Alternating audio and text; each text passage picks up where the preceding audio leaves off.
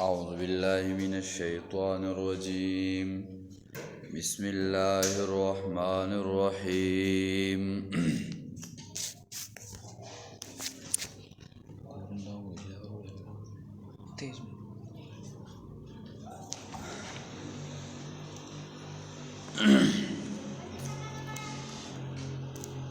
من اهتدى فإنما يهتدي لنفسه ومن ضل فإنما يضل عليها ولا تزر وازرة وزر أخرى. سورة بني اسرائیل شروع پاغه کې سلور وجوه ذکر کول چې څوک شرک مستمر کوي او انکار توحید نه کوي الله جل شانه و په دغه خلکو باندې عذاب راولي.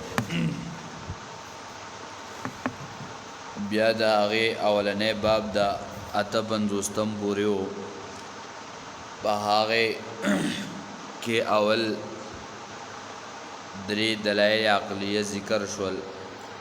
بیا بسې د بني اسرائیلو له فساد ذکر شو، پس د هغې نه بیا واقعات په هغې باندې ذکر شول، بیا ترغیب و قرآن ته او بیا زجرونه و څه دنیا و او څه آخرت ول. نو بیا یې ذکر کول که تاسو هدایت قبول کو او په هدایت باندې شوئ نو دا ستاسو دپاره دي، او که تاسو بیلارې شوئ نو د هغه بیلارې کېدو وبال ګناه به تاسو باندې ده. نو برون په دې آیت کې موږ څه خبره کړې وه، ولا تزر وازرة وزر اخرى، چې نشي پورته کولی هېڅ پیټې والا د بل پیټی یعنی یو کس هر سړی به خپل پیټی چوتی بلکې د بل پیټی هغه څوک نه چوتی. په هغې باندې بیا د سورې عنکبوت آیت د هغې ذکر شوی 14 نمبر آیت و وَلَيَحْمِلُنَّ أَثْقَالَهُمْ وَأَثْقَالًا مَعَ أَثْقَالِهِمْ. او آیت کې راځي د حدیث کې راځي د بخاری روایت دی، دویم جلد کې ذکر شوی. عمر رضی الله تعالی عنہ فرمایي چې کله د بدر موقع وه نبی علیه الصلاة والسلام راغی او هغه کویوال ته ودرېد چې الله جل شانه موږ له فتح او دا راکړل او تاسو ته الله جل شانه شکست درکو. عمر رضی الله تعالی عنہ فرمایل نبی علیه الصلاة والسلام ته وی چې دوی خو نه اوري هغوی دوی خاوري. دغه شان د عبدالله ابن عمر په باب الجنایز کې بخاري کې دغه روایت راوړی دی چې کم خلک هغه مړه شي او باغی بسې دا خلک د کور جړا کوي نو دغه مړي ته په دې باندې عذاب میلاویږي. نو وس کتل دی چې آیا دلته وایي څوک د بل چا پیټی نشي چوتولی او دلته وایي د ده په جړا باندې هغه ته عذاب میلاویږي. نو په دې کې څه ټکراو نشته په قرآن احادیث کې، بلکې خبره داسې ده چې کم سړي د پته وي هلکه زمونږ په دې کلي معاشره کې دا طریقه کار دی چې کله سړی مړ شي بله بسې خلک جړا کوي دا کوي، نو دی خپل نصیحت وکړي چې آیا تاسو به ما پسې جړا مه کوئ. نو که دوی جاړي بیا به دغه عذاب نه میلاویږي. یا دویم دا چې یو سړی وصیت وکړي او هلکه چې زه مړ شوم خلک به راغونډوئ دا جاړی به چغې به وباسئ، نو په دغې وجه باندې به دته هم هغه سزا میلاویږي. او عایشه رضی الله تعالی عنها فرمایي چې الله دې په عمر او په عبدالله ابن عمر باندې رحم وکړي ځکه چې مړي نه اوري. دا بیا انشاءالله تفصیلي ذکر راځي مخکې صورتونو کې، بیا به د هغې بحث چیړو. نو روایت کې راځي چې کله په بدر په مقام باندې حمزه رضی الله تعالی عنہ شهید شو، 18 کسان وسر نور ول او یا کسان. نو په مدینه کې څه شور شرابه وه او د هر سړي د هغه مړي پسې جړا کوله جړلې. نبی علیه الصلاة والسلام په افسوس سره وی آیا یو خو د حمزه خور د رضی الله تعالی عنها او یو زیمه د حمزه څوک د جړا هم نشته. یو صحابي دا خبره واورېده او आवाज یې وکړو وی ای خلکو راځئ د هر سړي غم جدا جدا دی بلکې د نبی علیہ السلام د تر د حمزه رضی الله تعالی عنہ دا غم زمون ټول په شریک دی او راځي چې په دې باندې وجاړو. په دې کې جبرئیل امین راغی نبی علیہ الصلوۃ والسلام ته وحی راوړه بلکې دغه جړام هغه ثابت ده چې یو سړی د سترګونه اوخ کزي د زړه خفګان وي لکه نبی علیہ الصلوۃ والسلام د خپل بچو مبارک ابراهیم هغه مبارک د نبی علیہ الصلوۃ والسلام هغه جړلو اوخ کې د سترګونه دلوي خفګان هغه اثر به ظاهر شو. صحابه وی منګ د دین مخ کې دا خبره کوله چې بالکل جړه نشتا چې کله منګ دای هيئت ولیدو بیا منګ لاسنه سپوا شو. د دې وجینا چې وصیت وکړي چې الکه بما به جړه نه کول بما به بچی نو باسي کدوی بیا هم جړه کوي او چې وباسي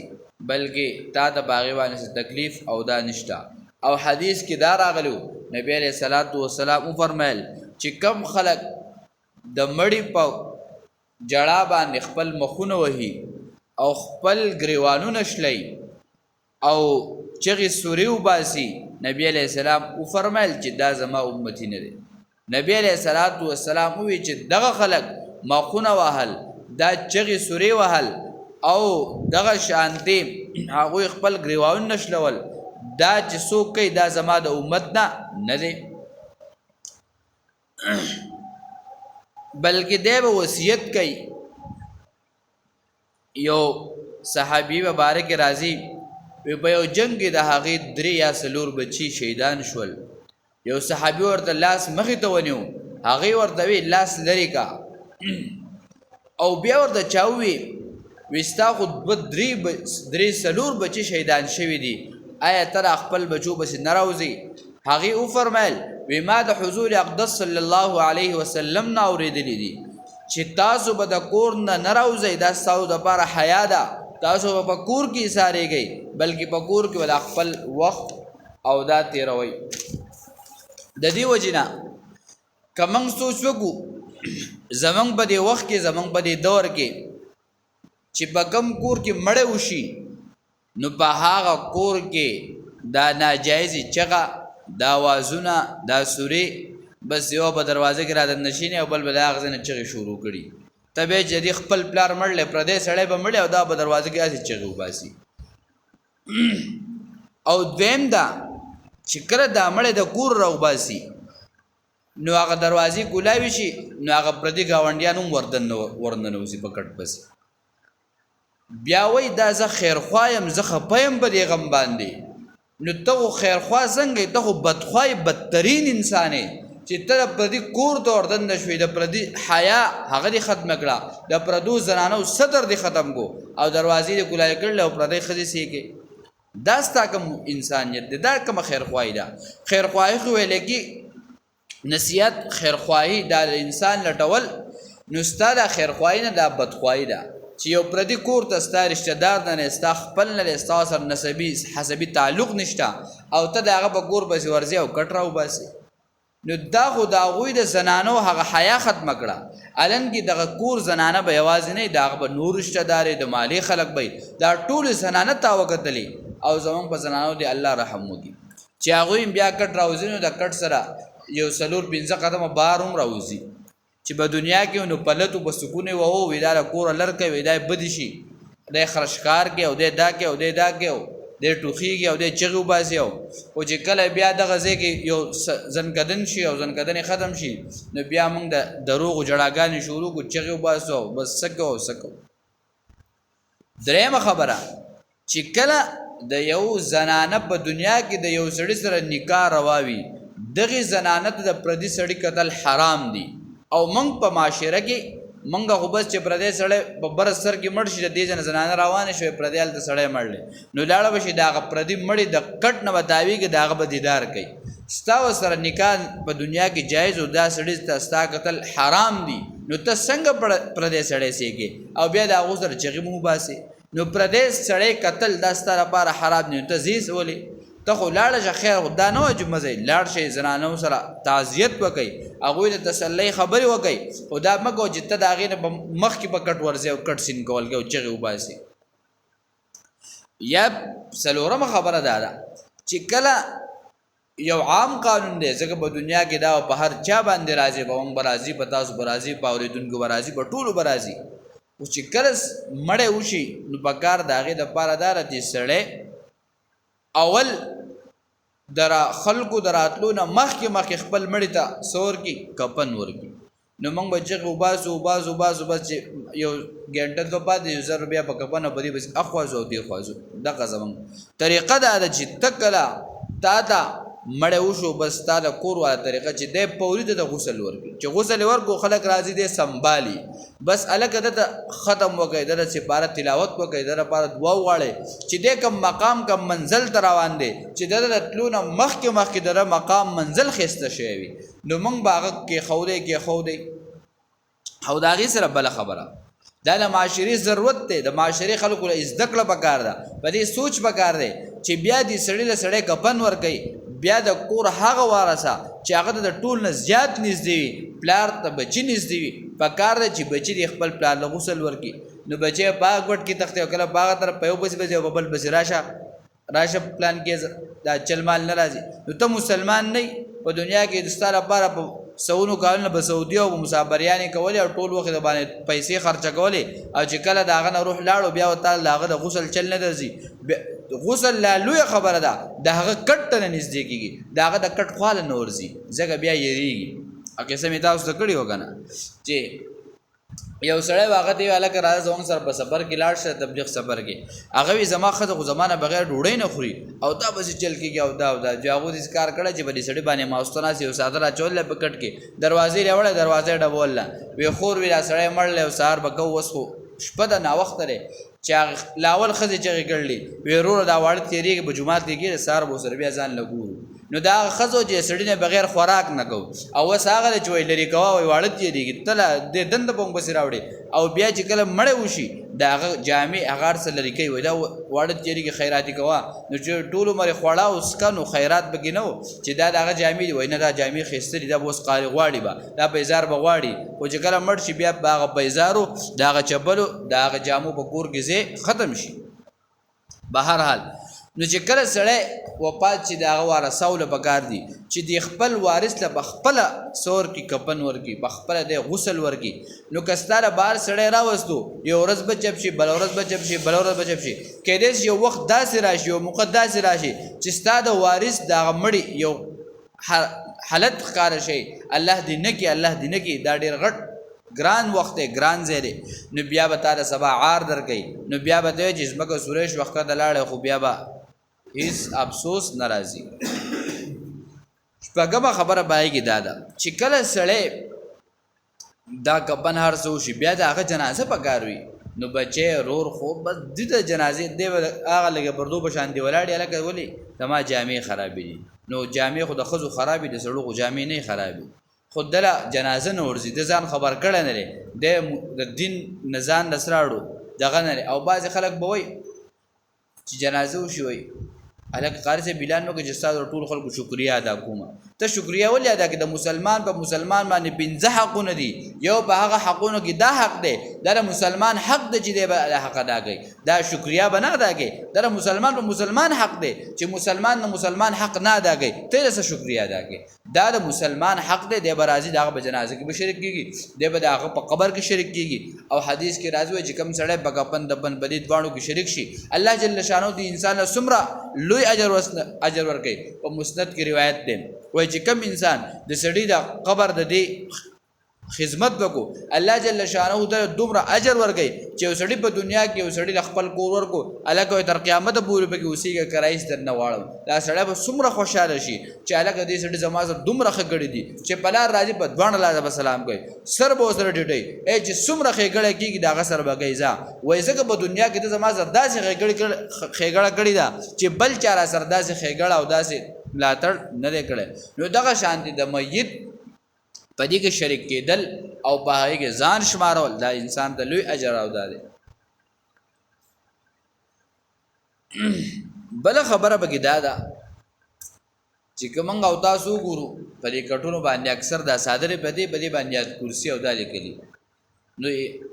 مولانا بنوري رحمه الله هغه لیکلي چې دا حرام دي د شامع عبارت دی چې دا سری دا حرام دی په دې باندې یاد کرسی او په دې صادر باندې خورول په دې کټ باندې کټ خو پکاري چې سړی د خپل کور کټ واخلي ځکه په دې کوټ کې په دې کور کې به خلک اوسېږي منګه خو سکو کټ د جمعات نه راولو او غاسل له بهر نه راولو خبر ور بشیول وکنو او په به استعمال وکنو دا مړی څه خدمت وکړو دا ټول بس پاوای خبره جو خبره ختمه جو دغه کې خودولم زو بکرای راولو جو خبره وسه شي کنه زمون غم قادیان سره بار دي چې سب زنګ پیسې خزانه جمع کی خزانه ډکیږي چې بیا لامړې بکور کې پروت سلام علیکم پیسې راولې بازار ته زم سودا راوړم او چې کله ورته خپل قرض پیسې چې د غم بیا ورکې نه بیا به کوسو تختی په یو کوسزي او کله په بل کوسزي وای چرته سړی مې نه دی بیا به د غم نه پیسو وینا وکړي او چې خپل غم وشي نو مړی لا په کور کې پروت مولا بانګ نه ویلې امام د بسلور بجې رنګونه سٹارټ اعلان وکړه زونګه اعلان وکړه د خو به دی وباسي لس پیری په ټلیفون کوي زونګه اعلان وکړي نو دا ولی چې د جمعات په چرته بلیدل په دوربین کې نه ولیدل چې جمعات څنګه دی جمعات څنګه رنگ دی په دې تر مانځه ضرورت شته کې نشته دلته عبادت شته کې نشته مړې د لیدل نه چې جنازه کول غواړي کنه غواړي او چې کله بخپل راشي بیا دی وار برخه دی بیا د شپې بدري بجې رنگونه شروع کړي په خپلم د سې چلی او نورم خلک د خو وباسي ځکه هغه خو دین ته ناس نه دی هغه سره وخت نه د دنیا له سار نه ماستونه بور وسر وخي او په لګ ټیم وسر د دین لپاره نه چې زه سې ځکه ما زه سواورم زه په سبوه شم بهرحال نو د دغه لپاره چې سړی خپل بستر استعمال کی خپل کمبل استعمال کی د دې نور خلکو سره به یو سوچ پیدا شي چې الګ زمون هغه بابا زمونږ ابي هغه په دې کټ کې مونږ خبر ته وړو په دې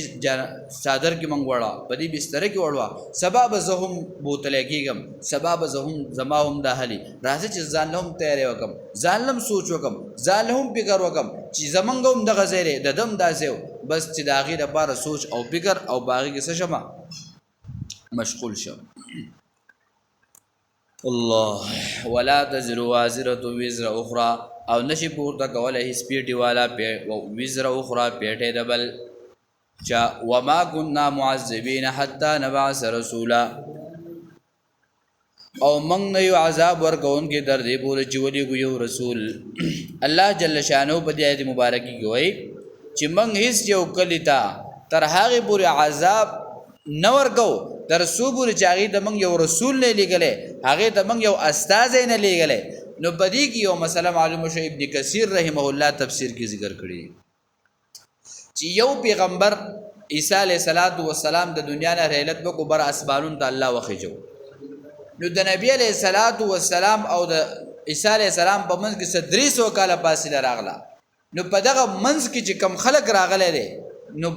تفسیر ابن کثیر رحمه الله ذکر کړی دی چې الله جل شانو د خلق بخله زکه دوی د خو استاد نه د آیت نه معلومیږي من ها خلق له عذاب نور کو در صوبو چاته من استاد نه لګله نو عیسی علیه السلام اسبانون تو خود نبی علیه السلام لا راغله نو نبوت نو ملاو شي دا خلق په دغه زمانه کې د زمانه د فترت وای نو بدی کې دا خبره چې د نبی علیه السلام والدین اب کې داخل شول الله جل شانو بخله او دیمه خبره چې کله الله جل شانه من عذاب نور کو زکه نور کوي چې د استاد نه راغله خود امام ابو حنیفه رحمه الله مسلک داده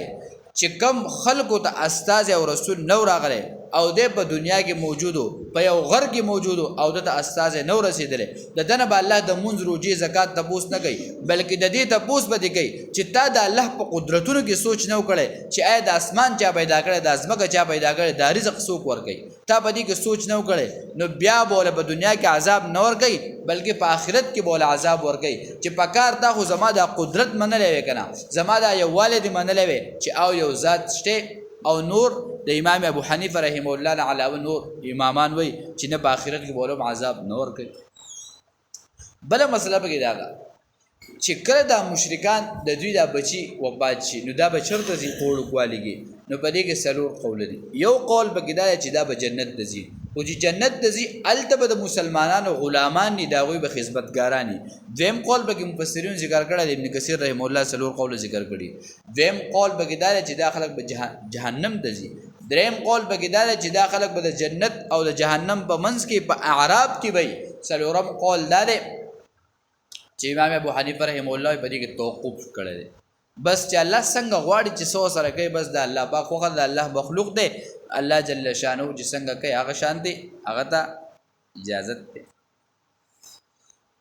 سلورم خبره به کې دا ده چې په آخره کې محمد رسول الله صلی الله علیه وسلم راغلی وروسته د هغه نه خو بل استازی نشته نو دا امت چې دی نو دا بس د دې بس کېږي نو بیا ذخیرۃ الجنان کې مولانا سرفراز خان صفدر صاحب ذکر کړی دي چې د پیغمبر صلی الله علیه وسلم دا نبوت دا عام او دا عظم شان پیغمبرو د نبوت د ټوله دنیا د پاره دی تر قیامت پورې دی د نبوت سره د قیامت پورې دی او فرمایي چې زما د امت علما و دا زما وارثان دي دا زما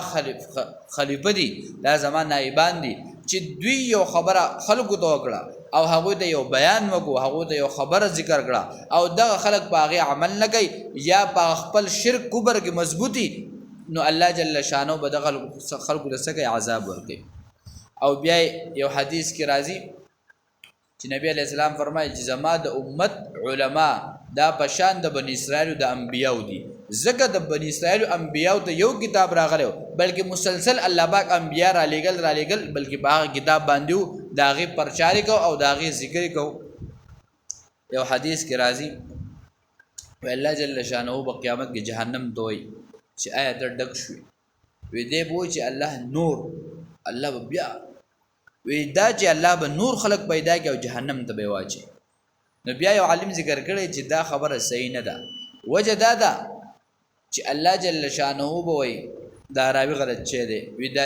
جهنم به وایي چې آیا نور پکار دی بس الله به نور واچي په آخره کې به الله جل شانه خپل شان مناسب د خپل پوند جهنم دره واچي وی دی به وایي چې بس نور ځای نشته بس پوره شو او بیا جنت وی الله به جنت د حکم وکړي چې آیا ځای شته او وایي نور الله جل شانه به نور خلق پیدا کړي او جنت ته به ولېږي ځکه جنت وعده الله جل شانه کړل سړی به حساب پیدا کول دې صحابه چې هغه ایمان صرف قدراول مون زکات روزه دایم نه کړي او بس الله د جنت نصیب کړی دی الله جل شانه موږ ته د صحیح عمل توفیق راکړي اللهم ربنا آتنا في الدنيا حسنه وفي الاخره حسنه وقنا عذاب النار برحمتك يا ارحم الراحمين